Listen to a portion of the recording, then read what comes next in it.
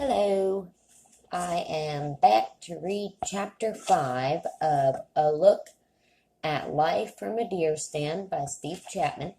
Here's the cover of the book.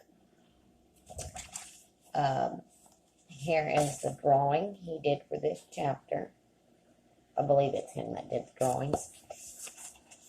This chapter, Chapter 5, is titled, "He's Coming, Daddy." When we pulled up in front of the rustic-looking cabin, the first thing I noticed was its matchbox size. It wasn't much larger than the pickup we were in. I noted that there were no electric wires running to a pole nearby. It meant that there would be no convenience of an electric stove and no after-dinner TV that evening.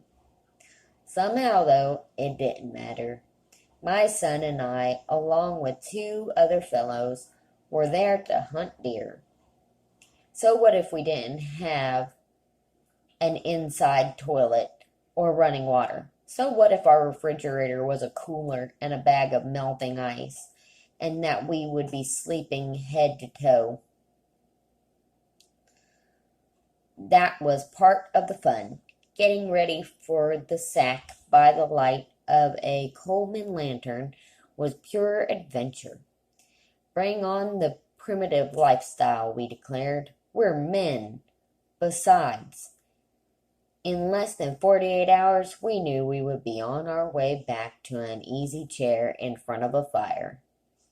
This was the 4th year for Nathan, my son, to go after his first elusive whitetail. The property we were going to hunt on was leased by a group of gentlemen who had formed a hunting club, and we were there as guests. Their choice of territory revealed their understanding of the deer's ideal habitat. The mountainside was covered with huge hickories and oaks. The oaks were mostly clear and open. The woods were mostly clear and open, yet edged with inviting thickets for cover. It looked like a place that deer dream about. It held great prospect for Nathan's success that year. I had suspected my pursuit of a deer for the previous 3 years to help. I had suspended my pursuit of deer for the previous 3 years to help Nathan. We first went through the hunter safety course together. I highly recommend it, and I think it's very wise to require youngsters to take it. It best teaches the most important elements of hunting safety. Even adults can benefit from the course. We then shopped for a good gun that best suited the region we would hunt most, as well as a caliber that Nathan could handle at his young age. We settled on a .33 lever action. The gun came in his 2nd season. The first year he hunted, he carried an old 12-gauge single shot and slugs. His move to a high-powered rifle was, to say the least, an exciting event for him. For a total of 3 years, we faithfully trekked into the woods together in various places with no yield of venison. This year, we thought, it's going to be different. The alarm went off at 4 a.m. and hurt my slumbering ears on the first of 2 mornings we would hunt. We had to be on our way at 4:30. The walk would take 45 minutes or more, uphill all the way. After breakfast, we set out at a careful pace. It was dark and slow going. Fortunately, our host had a 4-wheeler and could carry our packs with dry clothes to the top. We were left to carry our heavy guns up some steep terrain.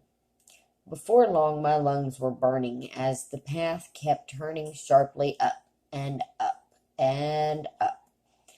We weren't prepared for this kind of pain. At one point, Nathan stopped and with his bent over double with his face near the ground. The fellow we were climbing with said, "Nathan, are you okay?" "Yes," he huffed. "I'm just checking the leaves."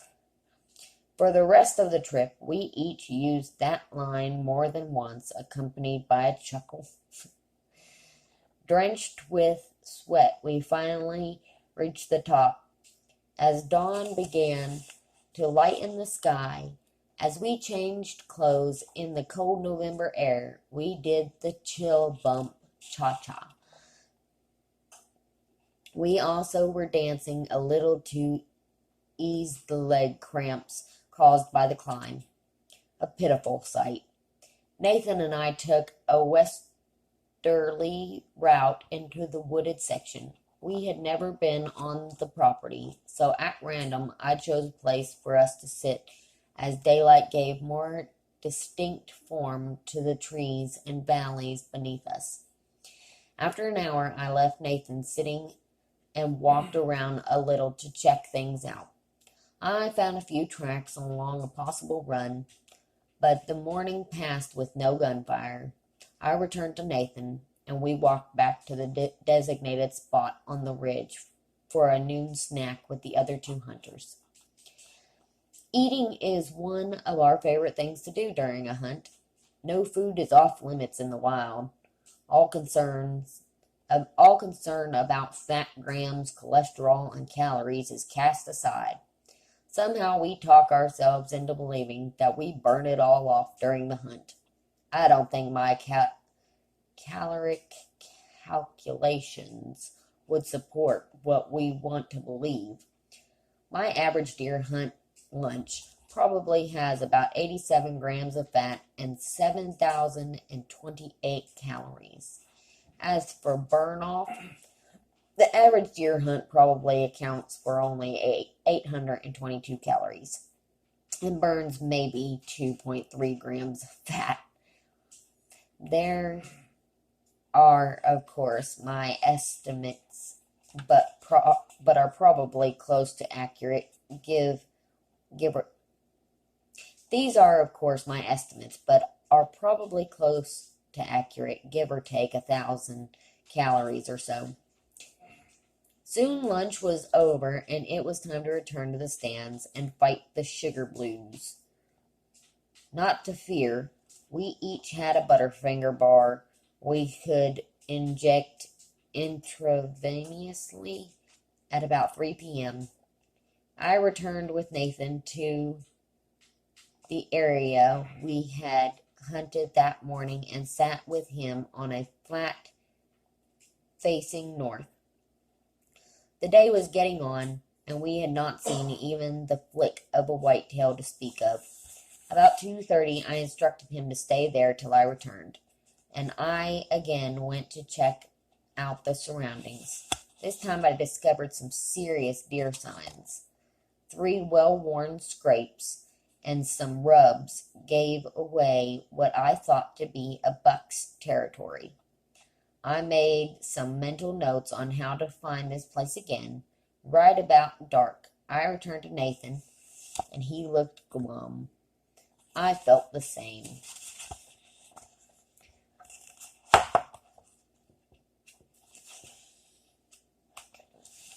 The whole day had passed without even an opportunity to feel the heart race. Tomorrow was it, the final day of the season. I lifted Nathan's spirits with the news of a much better place to take our stand the next morning. Then we headed back down the mountain. The trip back to the cabin was just as painful as the trip up had been. Muscles were awakened that had been asleep for years. I could almost hear the cartilage in my knees shredding as we pounded down the rocky path, and the gun slung over my shoulder was giving me a stiff neck. That night, we consumed probably an additional pound of saturated fat and a ton of calories.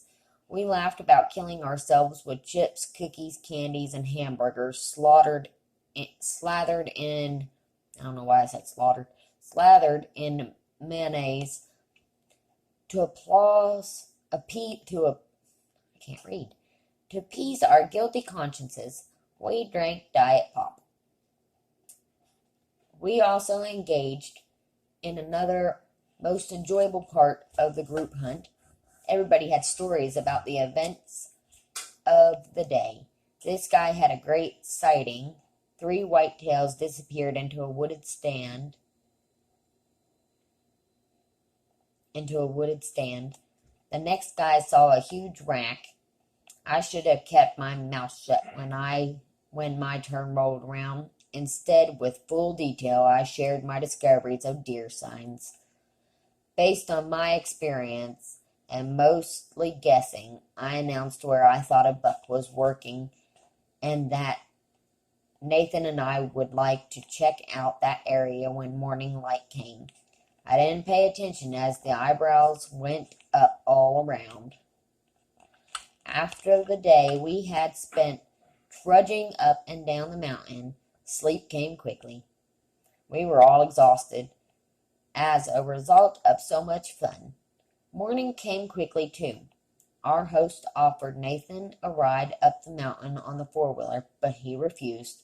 A little challenge didn't seem to bother him. Actually, I think his hesitation to ride came from hearing about the wreck the driver had the week before, when he had flipped the machine. Up on the mountain, we changed into dry clothes again. My heart was racing a little with anticipation as we went to the new stand I had chosen. About 10 minutes before daylight, we sat down, and the wait began.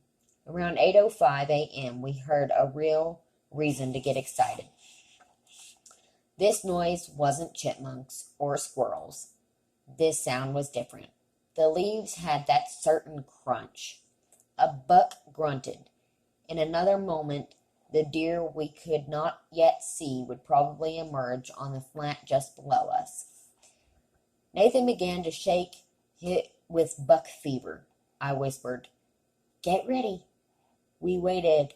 Blood rang in my ears. Suddenly the woods exploded with the blast of a high-powered rifle, probably a .30-06.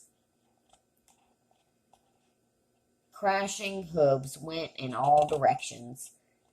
In a moment, everything was silent, and then in the distance we heard a telltale snort.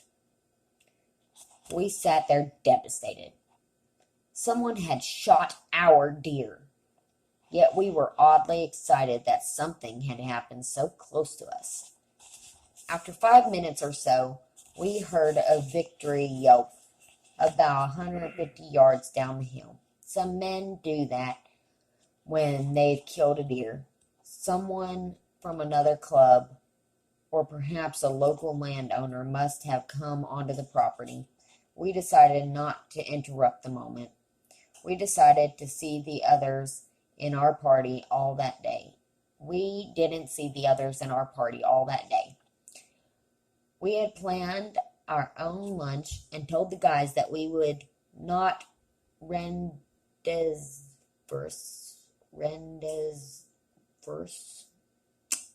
till dark. I don't know what that word is.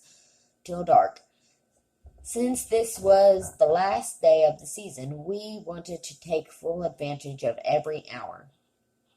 After the big disappointment, we quietly moved to another spot, and I decided to stay with Nathan for the remainder of the hunt. I will never forget the end of that day. Even now it hurts to think about. Evening came and the sun began to fall. As the light slowly faded, so did the ability to see very far into the woods.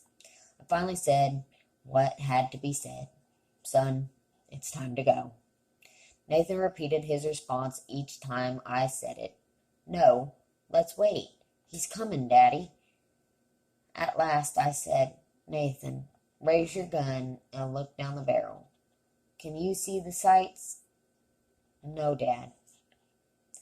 Then don't you think we better go? It was a cold, silent trek down the mountain.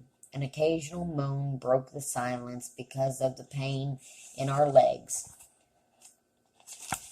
Both of us were also nursing a pain in our heart from another year without success.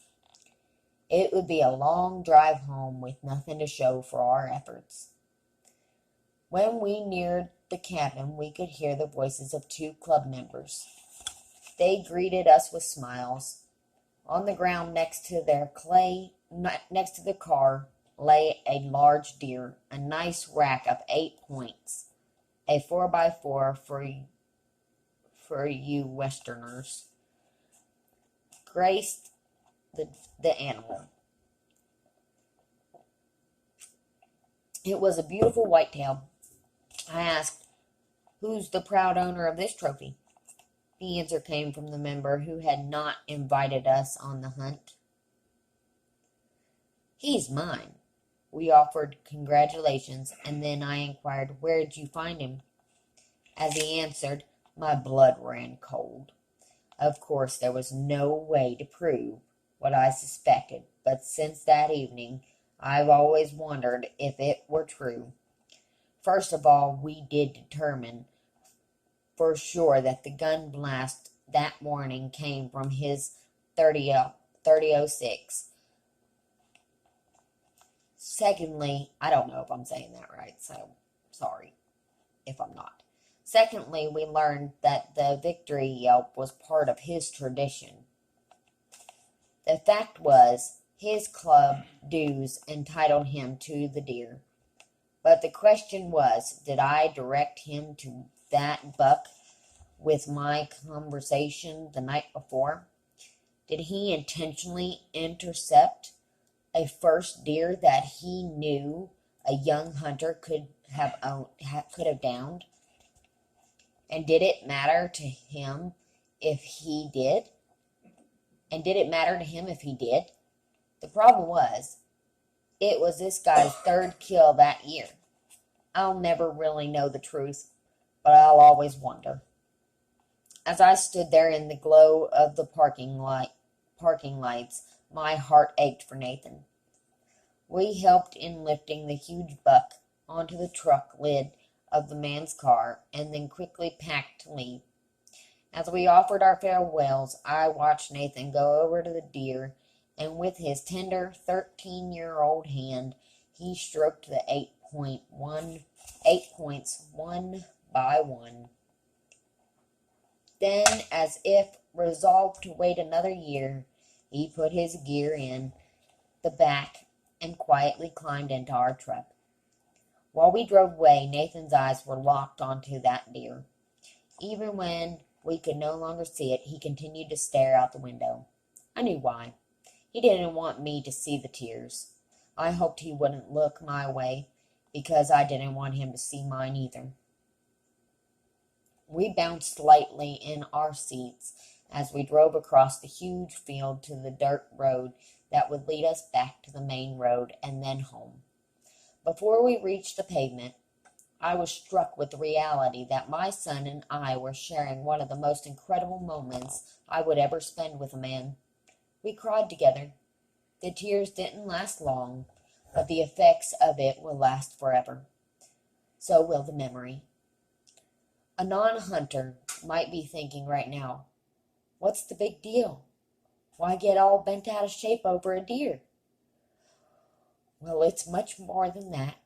Nathan had worked so hard, had dreamed even harder, and now had nothing to show for it.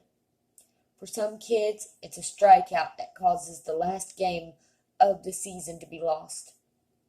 For others, it's a slip on the ice that loses the medal. For my son that day, it was the one that got away.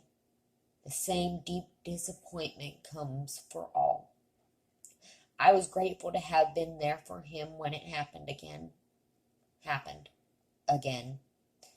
I was able to let him know that the rest of life would not be much different. There would be other disappointments to face, more dreams shattered, and the inevitable feelings of resentment and betrayal that would likely accompany them from personal experiences. I knew the temptation to seek revenge and the desire to give up would crop up again somewhere along the way. However, I told him that when those hard times came, it would be important to confess those feelings to a brother like we had done that day with our tears. I told him that the only way to stop the destructive cycle of ill feelings that often lead to greater troubles was to forgive. Before we pulled onto the interstate and headed for Nashville, we visited Cholesterol Canyon.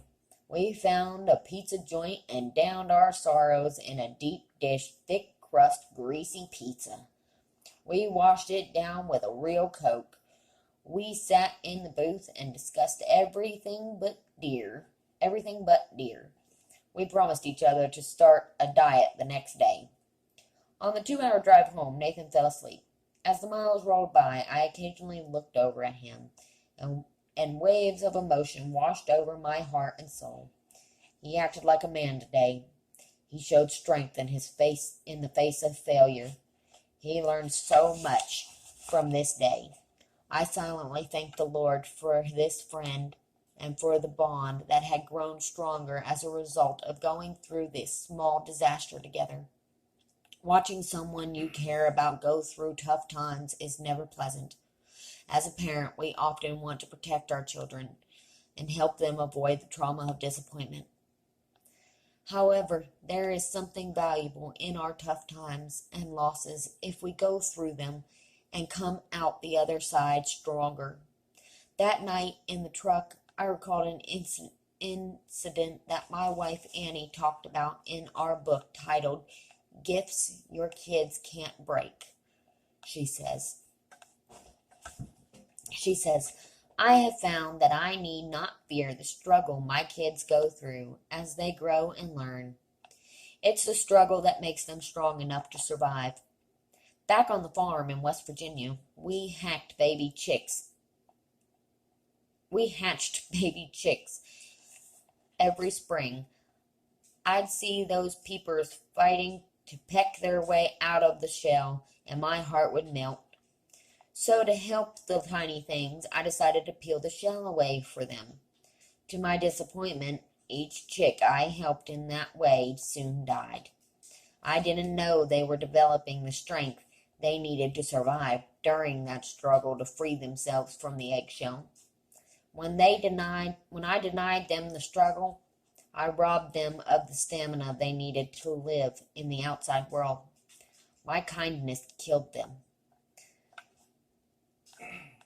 I prayed for Nathan that night as he slept that somehow the day's disappointment would yield the fruit of long suffering in other areas of his life. I also thanked God for the opportunity to learn important lessons like these while deer hunting with my son. Over the fireplace in Nathan's den, by the way, there now hangs the mounted head of a buck Nathan took the next year on the second day of the season. And in my next video, I will read chapter 6 called The Vapor. Bye.